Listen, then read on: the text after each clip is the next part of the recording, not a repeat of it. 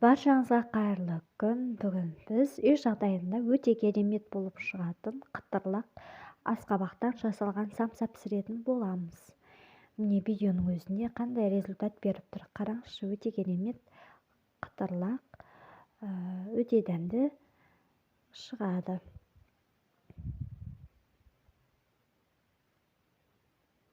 Ең әуелі ыдысымызға 500 граммдық ұнымызды дайындап аламыз. Бөлек ыдысқа, міне мен мынандай ыдысқа 100 грамм өлшеп алған таразыдағы қаймағымды саламын.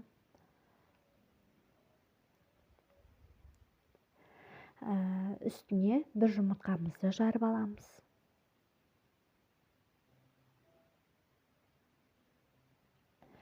Таразыда өлшенген 150 грамм суымызды, су жылы болу қажет, жылы суымызды құйып жақсылап араластыратын боламыз. Жақсылап араласқаннан соң үстіне тұзымызды салатын боламыз.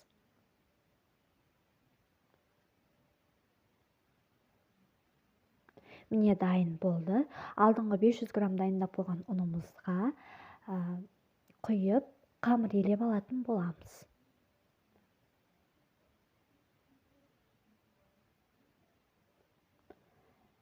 Міне жақсылап қамыр елеп аламыз.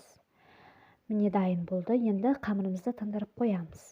Начинкасына асқабақ 500 грамм, 400 грамм пиязымызды дайындап, үккіштен өткізіп, асқабағымызды, пиязымызды турап салып, тұзымызды саламыз.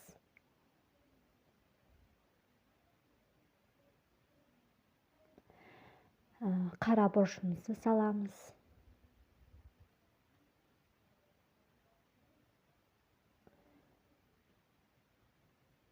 Енді араластырмаймыз, бір жерге қоя тұрамыз. Өйткені біз барлығын араластырсақ, суы шығып кетеді. Міне еттің қамыры, мантының қамырындай қамырды жайып аламыз.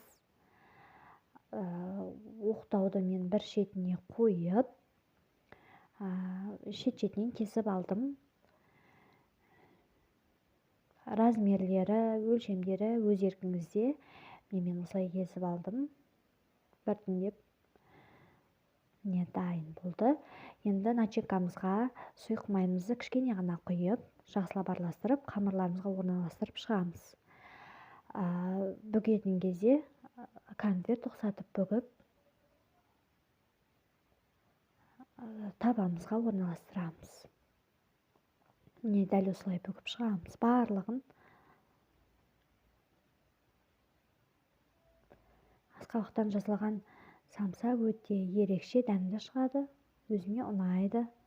Міне табамызға орналастырып, бетіне жұмыртқа жағып, менде мак бар, макты сеуіп шықтым. Қалауыңызға қарай күнжіт сепсеңіз де болады.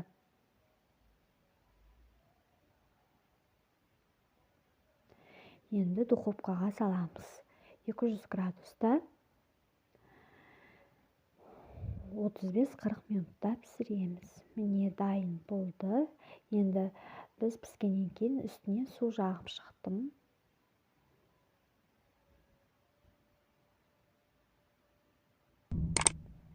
Маған тіркеліп, лайк басып, комментарий қалдыруды ұмытпаңыздар. Бұл мен үшін өте маңызды. Міне біздің самсаларымыз дайын. Міне өте керемет, өте күшті. Дастарханға қойғанға да әдемі. Астарыңыз дәмді болсын.